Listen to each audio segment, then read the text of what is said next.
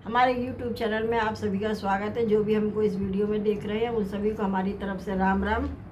पिछले वीडियो में हमने अयोध्या कांड के रामचरितमानस में अयोध्या कांड के 45 दोहे चौपाइयों के साथ पूरे कर लिए थे, और जो इसके आगे के दोहे चौपाई हैं वो हम इस वीडियो में पढ़ेंगे।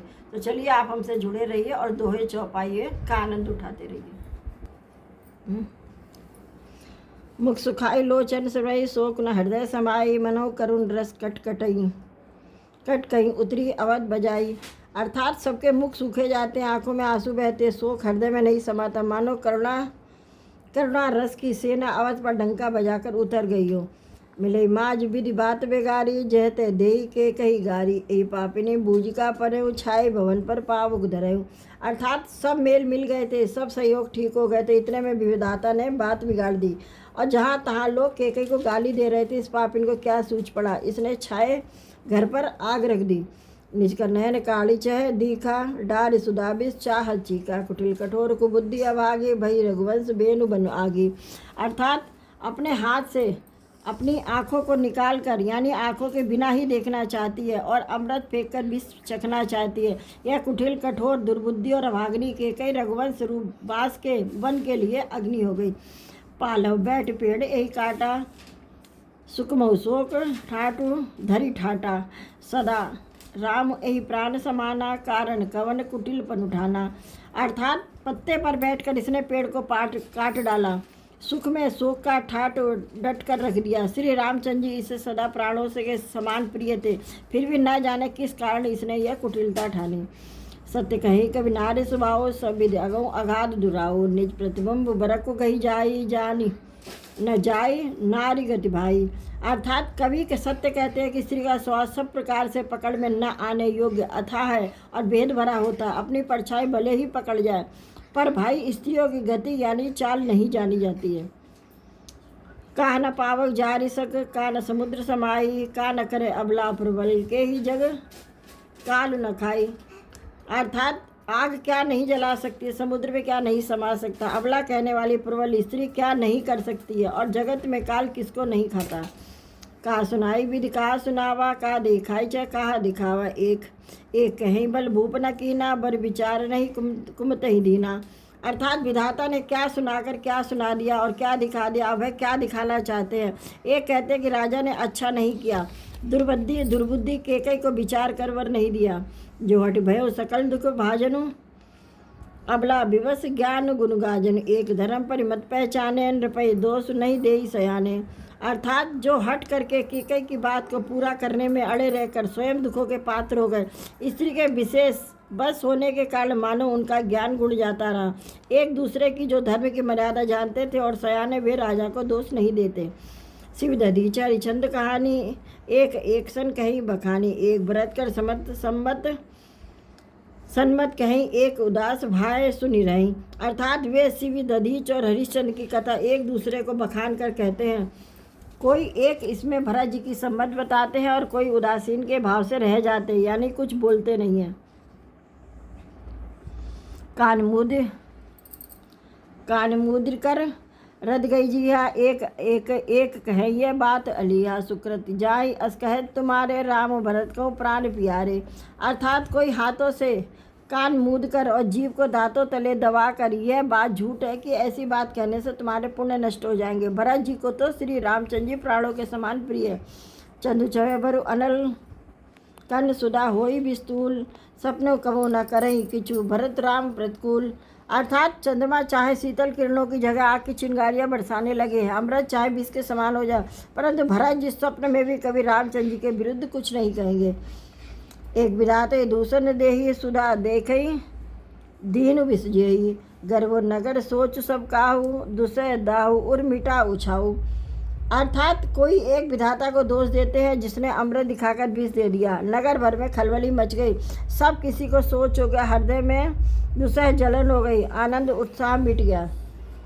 विप्र बधु कुल मान जठेरी, जे प्रिय परम के कई करी, लगी देन सिख सीलु सराही, बचन बानसम लागई ताई। अर्थात ब्राह्मणों की स्त्रियां कुल की माननीय बड़ी बूढ़ी और जो केकई की परम प्रिय हैं, वे उसके सील की सराहना करके उसे सीख देने लगी, पर उसके वचन बाढ़ के समान लगते हैं। व्रत न मोहि राम प्रिय राम समाना सदा कहूँ यहु सब जग जाना करो राम पर सहज स्नेहु कई अपराध आज बन देहूँ। अर्थात वे कहती हैं कि तुम तो सदा कहा करती थी कि रामचंद्र जी के समान मुझे भरत प्यारे नहीं है। इस बात को सारा जगत जानता है कि श्री रामचंद्र जी को तुम स्वाभाविक ही स्नेह कर रही हो। आज किस अपराध से उन्हें वन देती हो। कभो न केहू सवती आरेसु प्रीत प्रतीत जान स्वदेशु कौशल्या अब कहा बिगारा तुम जही लागे वज्रपुर वाह पारा। अर्थात तुमने कभी सोतिया डा नहीं किया, सारा देश तुम्हारे प्रेम और विश्वास को जानता है। अब कौशल्या ने तुम्हारा कौन सा बिगाड़ दिया जिसके कारण तुमने सारे नगर पर वज्र गिरा दिया। सिंह की पिय संग परिहरही लखन की रही धाम राज की भूजब भरतपुर नृप की जिहई बिन राम। अर्थात क्या सीता जी अपने पति श्री रामचंद्र जी का साथ छोड़ देंगी? क्या लक्ष्मण जी रामचंद्र जी के बिना घर रह सकेंगे? क्या भरत जी रामचंद्र जी के बिना अयोध्यापुरी का राज भोग सकेंगे? और क्या राजा रामचंद्र जी के बिना जीवित रह सकेंगे? अर्थात न सीता जी यहाँ रहेंगी, न लक्ष्मण जी रहेंगे, न भरत जी राज करेंगे और न ही राजा जीवित रहेंगे। सब उजाड़ हो जाएगा। अस विचारे उछाड़ो को सो कलंक कोटि जने हो भरते अवश्य देही युवराजू कानन का राम कर आजू। इसका मतलब है हृदय में ऐसा विचार कर क्रोध छोड़ दो, शोक और कलंक की कोठी मत बनो। भरत को अवश्य युवराज पदो, पर श्री रामचंद्र जी का वन में क्या काम। नाहन राम राज के बुके धर्म धुरीन विषय रसरू के गुरु गृह बसो राम तज गेहूँ नृप अस भर दूसर लेहूँ। अर्थात श्री रामचंद्र जी राज्य के भूखे नहीं हैं, वे धर्म की धुरी को धारण करने वाले विषय रस से रूखे हैं। अर्थात उनमें विषयासक्ति है ही नहीं। इसलिए तुम यह शंका ना करो कि रामचंद्र जी का वन ना गए तो भरत के राज्य विघ्न करेगी। इतने पर भी न माने तो तुम राजा से दूसरा यह वर ले लो कि श्री राम घर छोड़कर गुरु के घर रहे। जो ही लगे वो कहूँ हमारे नहीं लागे कछु हाथ तुम्हारे, जो परिहास कीन कछु होई तो कहीं प्रकट जनाब हो सोई। अर्थात जो तुम हमारे कहने पर न चलोगी तो तुम्हारे हाथ कुछ भी न लगेगा। यदि तुमने कुछ हंसी की हो तो उसे प्रकट में कहकर जना दो कि मैंने दिल लगी की है। राम सरी सुत कानन जोगु कहा कही सुनी तुम कहूँ लोगु उठो बेग सोई कहो और करहु उपाय जे विद शोक कलंक नसाई। अर्थात राम सरी का पुत्र क्या बन के योग्य, यह सुनकर लोग क्या तुम्हें क्या कहेंगे। जल्दी उठो, वही उपाय करो जिस उपाय से शोक का और कलंक का नाश हो। जही भात शोक कलंक जाय उपाय करिकुल वालही हट फेरु रामई जात बन जनि बात दूसरी चालही। जिमि भानु बिनु दिन प्राण बिनु तनु छंद बिनु जिमि जामिनी तिमि अवध तुलसीदास प्रभु बिन समुझ दो जिय भामिनी। इसका मतलब है जिस तरह नगर भर का शोक और तुम्हारा कलंक मिटे वही उपाय करके कुल की रक्षा कर। वन जाते हुए श्री रामचंद्र जी को हट करके लौटा ले, दूसरी कोई बात न चला। तुलसीदास जी कहते हैं जैसे सूर्य के बिना दिन, प्राण के बिना शरीर और चंद्रमा के बिना रात निर्जीव तथा शोभाहीन हो जाती है, वैसे ही श्री रामचंद्र जी के बिना अयोध्या हो जाएगी। हे भामिनी, तू अपने हृदय में इस बात को समझ विचार कर देख सही।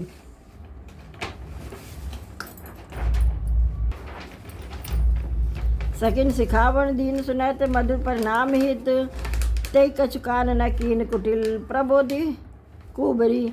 अर्थात इस प्रकार सखियों ने ऐसी सीख दी जो सुनने में मीठी और परिणाम में हितकारी थी, पर कुटिला कुबरी की सिखाई पढ़ाई हुई केकई ने जिस पर जरा भी कान नहीं दिया। उतर न देई दुसह रिस रूकी मृग नहीं चितव जनु बागिन भूकी। ब्यादी असादी जानिती है त्यागी चली कहत मति मंद अभागी। अर्थात केकई कोई उत्तर नहीं देती, वे दुसह क्रोध के मारे रूखी यानी बेमुरब्बत ऐसी देखती है मानो भूखी भागिन हिरणियों को देख रही हो। तब सखियों ने रोग को असाध्य समझकर उसे छोड़ दिया। सब उसको मंद बुद्धि अभागिन कहती हुई चल दी। राजा करत ये देव बिगोही कीने सी अस जस करई न कोई यही विध बिल पई पुरनर नारी देही कुचाले कोटिक गारी। अर्थात राज्य करते हुए इस केकई को देव ने नष्ट कर दिया। इसने जैसे कुछ किया वैसे ही कोई भी नहीं करेगा। नगर के सब स्त्री पुरुष इस प्रकार विलाप कर रहे हैं और उस कुचाली केकई को करोड़ों गालियां दे रहे हैं। जरे विसमझर ले ही सुआसा कवनि राम बिन जीवन आशा विपुल वियोग प्रजा अकुलानी जनु जलचर गन सुखत पानी।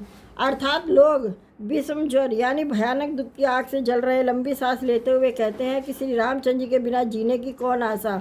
महान वियोग की आशंका से प्रजा ऐसी व्याकुल हो गई कि मानो पानी सूखने के समय जलचर जीवों का समुदाय व्याकुल हो। अति विषाद बस लोग आए गए मात पही राम गोसाई, मुख प्रसन्न चित चौगुन चाऊ, मिटा सोच जनी राखे राहु। इसका मतलब है सभी पुरुष और स्त्रियां अत्यंत विषाद के बस हो रहे हैं। स्वामी रामचंद्र जी माता कौशल्या के पास गए, उनका मुख प्रसन्न है और चित्त में चौगुना छाव यानी उत्साह है। यह सोच मिट गया कि राजा कहीं रख ना ले। श्री रामचंद्र जी को राज तिलक की बात सुनकर विषाद हुआ कि यह सब भाइयों को छोड़कर बड़े भाई मुझको ही राज तिलक क्यों। अब माता कैकेयी की आज्ञा और पिता की मौन सम्मति पाकर वह सोच मिट गया। इस वीडियो में हमने रामचरितमानस का जो अयोध्या कांड है उसके 50 दोहे पूरे पढ़ लिए हैं चौपाइयों के साथ, और जो इसके आगे के दोहे चौपाई हैं वो हम अगले वीडियो में पढ़ेंगे। तो तब तक के लिए आप हमारा वीडियो देखिए, समझिए, फिर हमारे चैनल को सब्सक्राइब कीजिए। तो चलिए हम मिलते हैं अगले वीडियो में, तब तक के लिए आप सभी को हमारी तरफ से जय श्री राम।